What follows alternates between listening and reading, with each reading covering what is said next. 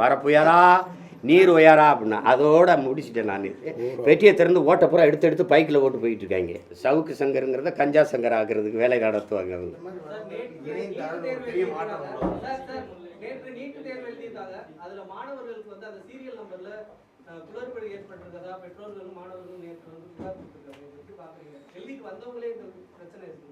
இதுலேருந்து தெரியுதா நீட்டையே நாங்கள் வேணாம்னு வெறுக்கிறோன்ட்டு. நீட்டை ஆதரித்த பெருமக்கள்கிட்ட தான் நீங்கள் இந்த கேள்வியை கேட்கணும். நான் திரும்ப உங்ககிட்ட கேட்குறேன். போலி மருத்துவர்களை தான் உருவாக்குது. தமிழ்நாட்டில் எத்தனை பேர் மால் ப்ராக்டிஸ் பண்ணி பிடிபட்டாங்கன்னு உங்களுக்கு தெரியும். ஹெட்ஃபோன் வச்சு எழுதுறதுலாம் உங்களுக்கு தெரியும். வட இந்தியாவில் இப்போ கைது பண்ணப்பட்டிருக்காங்க. 50 பேருக்கு மேலே கைது பண்ணப்பட்டிருக்காங்க. அப்போ நீ போலி மருத்துவரை உருவாக்குறியா, தரமான மருத்துவரை உருவாக்குறியா? ஒரு கேள்விக்கு பதில் சொல்லுங்கள் என் உடன் பிறந்தார்களே. இந்திய நாட்டின் மருத்துவ மாணவர்கள், தரமான மருத்துவ மாணவர்களை உருவாக்க அமெரிக்காவில் இருக்கிற ஒரு தனியார் நிறுவனத்திற்கான தேவை என்னன்னு ப்ரோமெட்ரிக்குங்கிற அமெரிக்க நிறுவனத்துக்கு தேவை என்ன? இந்தியாவில் தரமான மருத்துவரை உருவாக்கி கொடுக்க. ஏன் நீ அவன்கிட்ட கொடுக்குற? ஒரு தேர்வை கூட அவன் மாணவனுக்கு நடத்த முடியாது அவனால். வட இந்தியாவிலலாம் எந்த பெண்ணுக்கு தோடை கழட்டி மூக்கத்தை கழட்டி நீங்கள் பார்த்துருக்கீங்க. ஆனால் என் மாநிலத்தில் மட்டும்தான் தோடு மூக்கத்திக்குள்ளே விட்டு கொண்டு வர முடியும்னு சொல்கிற நீங்கள் இவிஎம் எந்திரத்துக்குள்ளே ஒன்றும் பண்ண முடியாதுன்னு சொல்கிறீங்க. ரெண்டையும் நீங்கள் தான் சொல்கிறீங்க. துப்பட்டாவை கலட்டுறீங்க, உள்ளாடை கலட்டுறீங்க, தலைமுடியை விரித்து போடுறீங்க. எங்கள் பிள்ளைய தேர்வு எப்படி எழுதும்? என்ன மனநிலையில் நீங்கள் உள்ளே அனுப்புகிறீங்க எங்களை? என்னுடைய பொண்ணு 2 வருஷத்துக்கு முன்னாடி நீட் எழுத போச்சு. நான் அதை எந்த செய்திகள்லையும் சொல்லலை. நீட் எழுத போனப்போ அவள் போட்டிருந்த புர்காவை கலட்ட சொல்லிவிட்டு உள்ளே வர சொன்னாங்க. நீட்டே வேணான்னு சொல்லிவிட்டு அது வீட்டுக்கு வந்துருச்சு. ஏன்னா நீங்கள் ஆடை, தோடு, கழுத்தில் இருக்கிற செயின் இதிலெல்லாம் வைக்க முடியும்னு சொல்கிறது அது மனநிலையை பாதிக்கிறதா? அது ஒரு அச்சமூட்டி உள்ளே கூட்டிகிட்டு போகிறது. இப்போ இப்படி ஒரு கேள்வியை எழுப்போமே நீங்கள். நாங்கள் 2 பேரும் தேர்ச்சி பண்ணிட்டு வந்துடுறோம் மாணவர்கள். இப்போ இதில் நீங்கள் எப்படி தரம் வைக்கிறீங்க? 1200க்கு 1199 மதிப்பெண் என் தம்பி வாங்கியிருக்கிறாரு. நான் 800 வாங்கி எல்லையில் தான் தேர்ச்சி விட்டுருக்கேன், பார்டரில் பாஸ் பண்ணியிருக்கேன். ஆனால் நான் நீட்டில் தேர்ச்சி விட்டுறேன், இவர் நீட்டில் தோற்றுவார். அப்போ இவர் தகுதியற்ற மாணவர்ன்றீங்க மருத்துவம் படிக்க. இப்போ நீங்கள் இந்த +2 மதிப்பெண் எதுக்கு?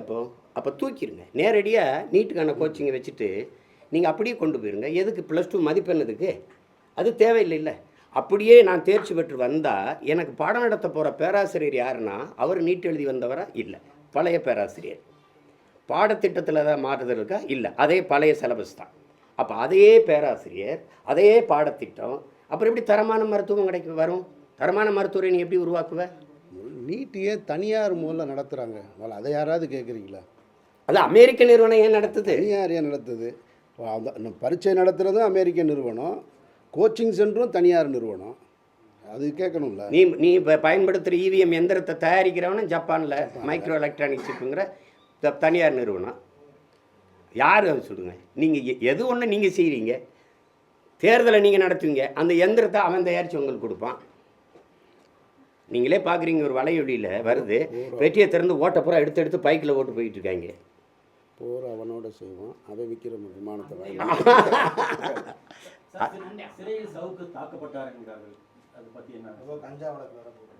அதெல்லாம் கொடுது.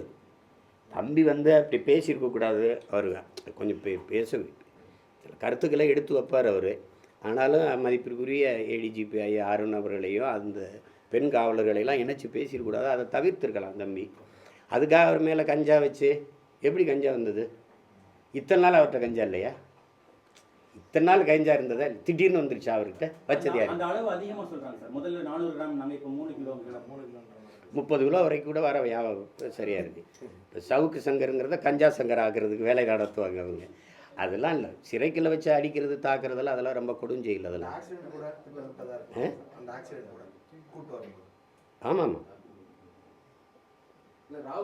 ஒரு ஒரு ஒரு என்ன சொல்லுவாங்கன்னா, அந்த விபத்து இந்த இதெல்லாம் பார்க்கும்போது ஒரு உயிர் பயத்தை கொடுக்குறது. வெளியில் போய் பேசாமல் இருக்கணும், பேசக்கூடாது அப்படின்னு அச்சப்படுத்துறதுக்கான வேலை திட்டங்கள் தான் இது எல்லாம். இந்திய பிரதமர் போலவே தமிழக முதல்வரும் செய்தியாளர்களை சந்திக்காமே இருக்கிறாங்க. அதை எப்படி பார்க்குறீங்க? செய்தியாளர்களை சந்திக்கவே இல்லைன்னு தான் பார்க்குறேன். வேறு எதுவும் நீங்கள் என்ன கேள்வி, நீங்கள் இவ்வளோ கேள்வி கேட்குறீங்க, நாங்கள் பதில் சொல்கிறோம்ல. நீங்கள் எழுப்புகிற கேள்விக்கு பதில் ஏதாவது இருக்குமா? அப்புறம் எப்படி சந்திப்பாங்க? 10 ஆண்டு கால ஆட்சியில் ஒரு சாதனையை கூட சொல்லி ஒத்த சாதனையை சொல்லி ஓட்டு கேட்க முடியாத பிரதமர் எப்படி பிரஸை மீட் பண்ணுவார்? எப்படி மீட் பண்ணுவார் சொல்லுங்கள்? பணம் செல்லாதுன்னு நீங்கள் அதுக்கு நீங்கள் சொன்ன காரணங்களில் ஏதாவது ஒன்று நடந்திருக்கா? பயங்கரவாதம் ஒழிஞ்சிருச்சு நீங்கள், அப்புறம் இதுக்கு என்ஐஏ ரைடு விட்றீங்க, கருப்பு பணம் ஒழிஞ்சிருவீங்க, அதுக்கப்புறம் இன்கம் டேக்ஸ் ரைடு, இடி ரைடெலாம் ஏன் வருது? ஏன் வருது? எல்லாமே ஃபால்ஸ் கோப்பு, எல்லாமே பொய், பிளாக் மணி. நீங்களே 6250 கோடி நீங்கள் எல்லாம் எங்கெங்கே இடி ரைடு விட்டீங்களோ அந்த நிறுவனத்திட்டெல்லாம் காசு வாங்கியிருக்கீங்க. அப்புறம் ராகுல் காந்தி பிரதமராக வர பாகிஸ்தான் விரும்புகிறாங்க, ஆதரவு தெரிவிக்கிறாங்க மாதிரி பிரதமர் மோடி குற்றச்சாட்டு வைக்கிறார். அதே மாதிரி பிரச்சாரத்தில் பிரதமர் மோடியுடைய பேச்சை நீங்கள் எப்படி பார்க்குறீங்க? நான் கேட்குறதே இல்லை, எனக்கு புரியுறதும் இல்லை. ஒரு தடவை புரிஞ்சுது, வரப்புயாரா நீர் ஒயாரா அப்படின்னா அதோட முடிச்சுட்டேன் நான். எனக்கு என்ன புரியும் அவர் பேசுறதுல? எப்படி பார்க்குறீங்க? நன்றி. போயிட்டு போகுமா? ரொம்ப ஆமாம், 2 வருஷம்.